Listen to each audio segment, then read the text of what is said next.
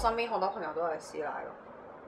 跟住我成日都俾我啲朋友話 Vivian 啊，你可唔可以唔好咁師奶啊？咁樣同我講，師奶精打細算啊嘛，有咩唔好啊？港女淨係識 post 自拍相同埋嗰啲。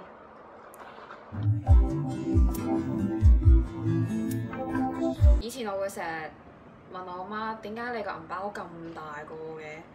但係我過到嚟之後，我過到嚟加拿大之後，我嘅銀包由一個正方形細細個嘅銀包，而家進化到一個長方形嘅銀包。其實入邊冇錢嘅，我點解要用個大銀包？係因為我太多嗰啲儲分卡，我細銀包放唔晒。我係有好多嗰啲 shoppers 啊，嗰啲咩 VIP 啊，呢個儲下印仔啊，嗰個換下印花啊，咁就有好多呢啲林林沈沈嘅嘢，就變咗我個銀包越嚟越大個，就好似我阿媽個師奶銀包咁樣。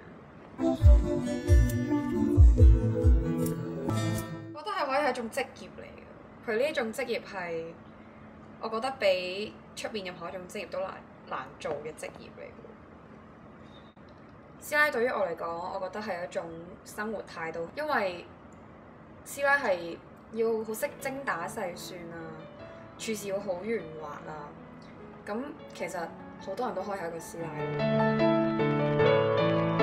好多而家後生仔女出嚟讀書，好多都係一個師奶嚟嘅，因為真係要幫屋企慳錢，知道出到嚟離開咗屋企，先知道其實揾錢好難咯。